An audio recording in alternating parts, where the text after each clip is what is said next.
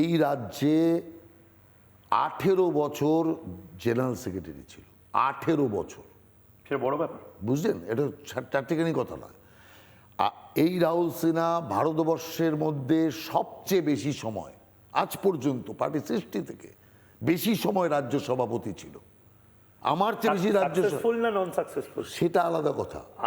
আমি তো বলেই দিলাম সাকসেসফুল নয় আনসাকসেসফুল, মানে যে পার্টিটা 2%-এর নিচে ভোট ছিল সেটাকে 34%-এ তুলেছে। কিন্তু গ্ল্যামারাস ছিল না তো রাহুল সিনহার ব্যাটিং, কি গ্ল্যামারাস ছিল? আরে গ্ল্যামারাস তো আসবে পার্টির পজিশনে। আজকে আপনি পার্টি ওয়েটিং টু পাওয়ার, ঠিক আছে, আপনি যে কোনো একটা সাধারণ যে কিছু বোঝে না তাকে নামিয়ে দেন, আপনার ক্যামেরা ছুটবে তার পেছন পেছন। তার কারণটা হচ্ছে পজিশনের উপর নির্ভর করে। আর আমরা পজিশন বানিয়েছি, আজকে পজিশন বানানো হয়ে গেছে। মানে আপনি বলছেন বাংলার মানুষ বিজেপিকে নিতে প্রস্তুত? একদম 100%। আপনি যখন শুরুটা করেছিলেন 80-90, হ্যাঁ, তখন তো চেনানোর ব্যাপার মানে ছিল। আপনাকে আমার দেখে মনে হচ্ছে বঙ্গ বিজেপির যদি কচ্ছপ বলা হয় বা বটগাছ বলা হয় বা সেই বইটা যেটা প্রতিটা দশক বঙ্গ বিজেপির লিখে রাখতে পারে সেটা হয়তো আপনি। মানে 90 বা 2000 সাল 2010 সাল প্রতি সালে রাহুল সিনহা থাকবেই। সেই সময় কি কি জিনিস ফেস করতেন যেটা এখন মানে দেখে আপনার হয়তো নিজেরই হাসি পায়? দেখুন, এক তো হচ্ছে একটা তো বললেন মিডিয়া লোকের অভাব ছিল। যত জায়গায় কাজ ছোটাচ্ছিল ততটা লোক ছিল না। গালাগালি আস্তে মশকরা আস্তে করতো লোকজন, আস্তে আস্তে লোক বেড়েছে না। অন্য পার্টির লোকেরা তুচ্ছতাচ্ছিল্য করতো। হ্যাঁ, অন্য পার্টির লোকেরা তুচ্ছতাচ্ছিল্য করতো। আর আমি যখন দায়িত্ব নিয়েছি তখন তো তুচ্ছতাচ্ছিল্য করার জায়গাতেও ছিলাম না আমরা। ওদের বিজেপি বলে কোনো পার্টি ধরতো না, তো আর কি তুচ্ছতাচ্ছিল্য করবে? তুচ্ছতাচ্ছিল্য শুরু হলো 90 সাল থেকে। 90 সালের থেকে যখন আমি যদি একটা গ্রাফ আঁকি, 80-এর দশকে লোকে জানতোই না, খায় না, মাথায় দেয় বিজেপি। একদম 90-এর দশকে অ্যাটলিস্ট জানলো, তারপরে তুচ্ছতাচ্ছিল্য শুরু করলো। এই যে মমতা ব্যানার্জি বা সিপিএম যে বক্তব্যগুলো আমি বললাম, এগুলো 2000 সালে কি হলো? 2000 সাল থেকেই আস্তে আস্তে আস্তে আস্তে প্রাসঙ্গিকতা তৈরি হলো। আর তখন ধীরে ধীরে এই সমস্ত মানে বিজেপির বিরুদ্ধে নানা রকম কুৎসা, নানা রকম বক্তব্য সব বলতে শুরু করলো। কিন্তু ঘটনা হচ্ছে ক্রমাগত আমাদের এটা বাড়ছে।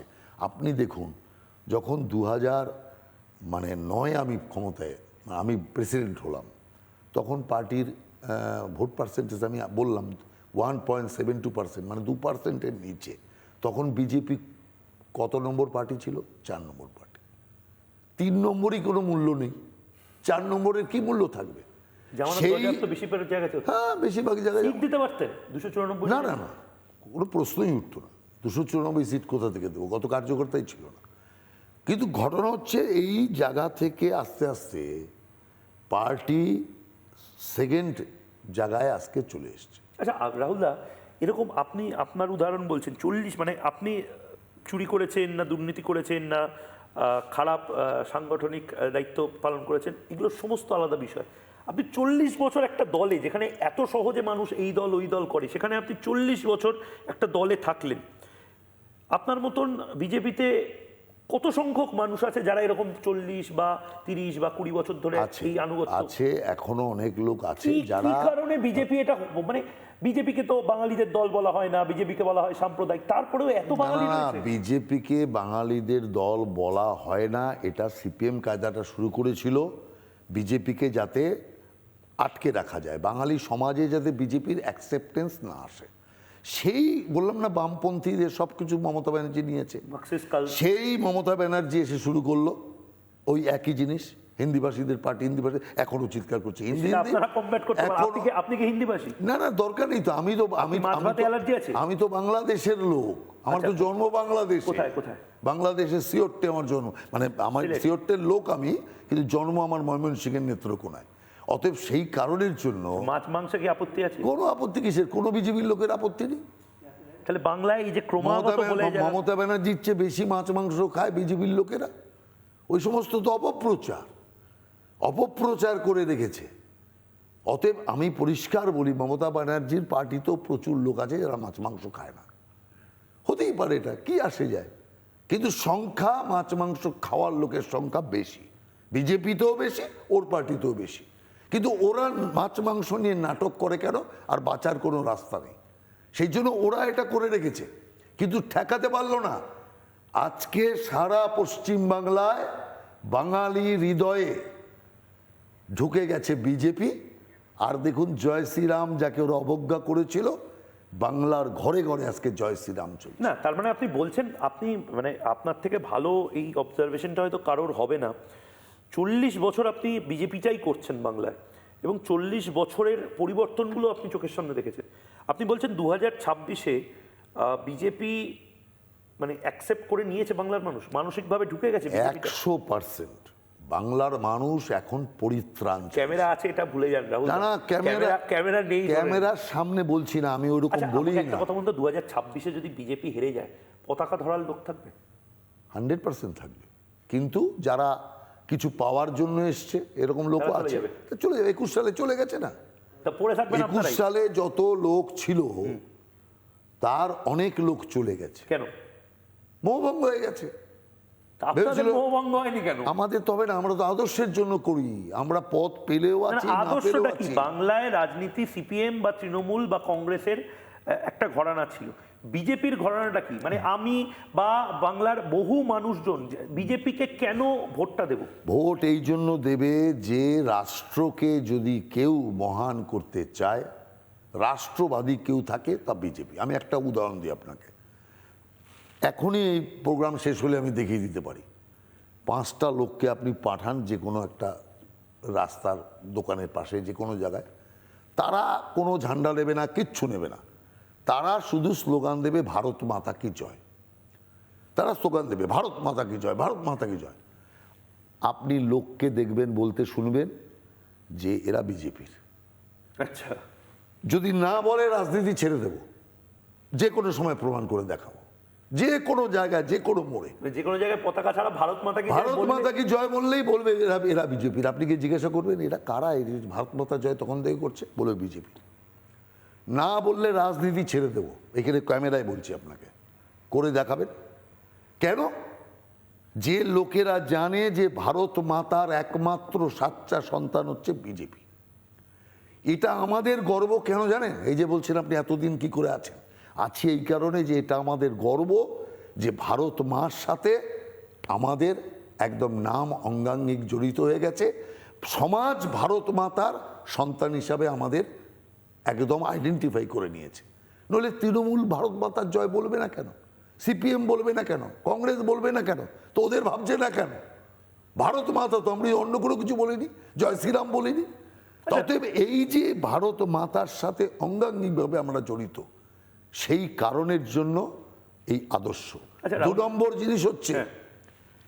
এই পশ্চিম বাংলাটা অনেক আগে থেকে সূক্ষ্মভাবে এটাকে পশ্চিম বাংলাদেশ করার ষড়যন্ত্র চলছে।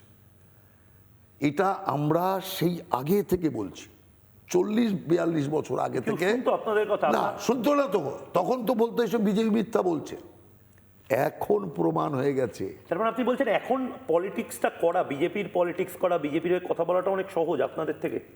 হ্যাঁ, এখন বিজেপির হয়ে কথা বলা, বিজেপির পলিটিক্সটা করা অনেক সহজ আপনি বলছেন? এখন সহজ তো, এখন তো অনেক কিছু প্রমাণ। যেমন ঠিক, যেমন ধরুন এসআইআরটা হলো, হ্যাঁ, আপনারা চ্যানেলে দেখাচ্ছেন যে যারা বাংলাদেশি অনুপ্রবেশকারী 10 বছর ধরে এখানে আছে, তারা পরিবার নিয়ে পোটলা পুটলি বেঁধে বর্ডারের সামনে গিয়ে দাঁড়িয়েছে।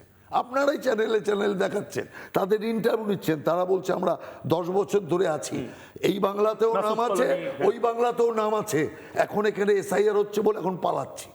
তার মানে আমরা যে আজকে এতদিন ধরে বলে এটা আসছিলাম, আপনারা বলেছেন হ্যাঁ বলেছি। 80 দশক 90-এর হ্যাঁ, আমরা তো এইটাই বলতাম। কেউ কথা শোনেনি? কেউ বলেনি। প্রথম ইন্দ্রজিৎ গুপ্ত যখন আপনার স্বরাষ্ট্রমন্ত্রী হলেন, তখন পার্লামেন্টে দাঁড়িয়ে উনি একটা বিবৃতি দিয়েছিলেন যে বাংলায় অনুপ্রবেশ হচ্ছে, এটা একটা চিন্তার বিষয়। এই প্রথম আমাদের যে এতদিনের দাবি তার স্বীকৃতি পেল। তারপরে কি হলো? মমতা ব্যানার্জি এলেন, স্পিকারের দিকে কাগজ ছুড়ে দিলেন, অনুপ্রবেশকারীদের বিরুদ্ধে ব্যবস্থা নেওয়া হচ্ছে না। যে মমতা ব্যানার্জি স্পিকারের উদ্দেশ্যে লোকসভায় কাগজ ছুঁড়ে মারলেন, অনুপ্রবেশকারীদের লিস্ট ছুঁড়ে মারলেন, উনি মুখ্যমন্ত্রী হওয়ার পর আর অনুপ্রবেশকারীদের দেখতে পাচ্ছেন না। কেন? অনুপ্রবেশকারীদের এনে এই রাজ্যে বসানোর মূল ঠিকাদার হলেন মমতা ব্যানার্জি। ঠিক। অতএব সেই কারণে অনুপ্রবেশকারীতে ভরে যাচ্ছে। আমরা বলতাম এই রাজ্যে সরস্বতী পুজো করতে দেওয়া হয় না, আর সব পার্টি মিলে একসাথে বলতো, সব শেয়ালের একরা, সবাই মিলে বলতো, মানে আজকে শেষ আমাদের না না প্রায়- এক লাইন সব বলতো এইসব মিথ্যা কথা বিজেপি। গত বছরের আগের আমি বছর সেটাই বলছি, রাহুল দা, কলকাতার উপর সরস্বতী পুজো করতে হলো হাইকোর্টের আদেশ নিয়ে পুলিশ। মানে অমিতাভ বচ্চনের মতন রাহুল সিনহা আজ 40 বছর পরে এই মুচকি হাসি এবং এই বিখ্যাত আপনার এই চুলের স্টাইলটা আমি সেই জিজ্ঞেস করতে চাইছি, এই চুলের স্টাইলটা আপনি কোথা থেকে শিখেছিলেন? কোনো স্টাইল নেই তো, এটা তো একদম মানে এটা কিন্তু এখন ভগবান দত্ত স্টাইল হয়ে গেছে, মানে রাহুল সিনহা মানে এই চুলে, সেটা এখন কি করা যাবে, এটা মানে ভগবান আজ 40 বছর পরে খুশ তো বহুত হবে তো।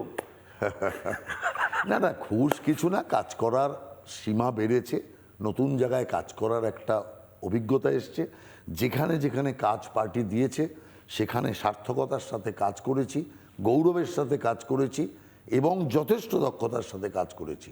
এখন একটা অন্য ক্ষেত্রে কাজ করার সুযোগ এসছে, অতএব সেই সুযোগটাকেও সঠিকভাবে যাতে কাজে লাগাতে পারি তার জন্য আপনাদের শুভকামনা চাইব। এবং আমি শেষ একটাই কথা বলে দিচ্ছি, রাহুল সিনহা যখন রাজনীতিটা শুরু করেছিলেন তারপর দীর্ঘ 30 বছর ধরে রাহুল সিনহা বসে থাকতেন এইটুকু জায়গায় খবরের কাগজে বিজেপিকে নিয়ে কিছু লেখা হবে, এবং লেখা হলে আপনার এক্সপ্রেশনটা কি ছিল, মানে খবরের কাগজে কিছু বেরোলে কিরকম লাগতো আপনার? না না, তখন আনন্দ যে 3 লাইন বেরিয়েছে, বেরিয়েছে ঠিক এই জিনিস। এবং আজ 30-40 বছর পরে রাহুল দা, এত ক্যামেরা, এত বুম, এত পোর্টাল, এত চ্যানেল, সবাই কিন্তু আজও একইভাবে আরও নৃশংসভাবে আপনার উপর নজর রাখবে। খুব ভালো থাকুন, লম্বা সফর, রাজ্যসভায় কি করেন তার দিকে নজর থাকবে। আপাতত বাংলার প্রাইম টাইম এখানেই শেষ করছি। 40 বছর একটা দলে একটা মানুষ দলবদল না করে কোনো ক্ষমতা না চেয়ে থেকে গেলেন, কিভাবে থেকে গেলেন সেটা বোধহয় আজকে যারা রাজনীতিটা করতে আসছেন, চটকের রাজনীতি করতে আসছেন, 2 মিনিটে চাউমিন বানানোর মতন, 3 মিনিটের রিল দেখার মতন যারা ভাবছেন রাজনীতিটাকে, তাদের দেখা উচিত। একটা ছোট্ট বিরতি নিচ্ছি, বিরতির পর ফিরে আসছি আমি ময়ূক, সঙ্গে থাকুন।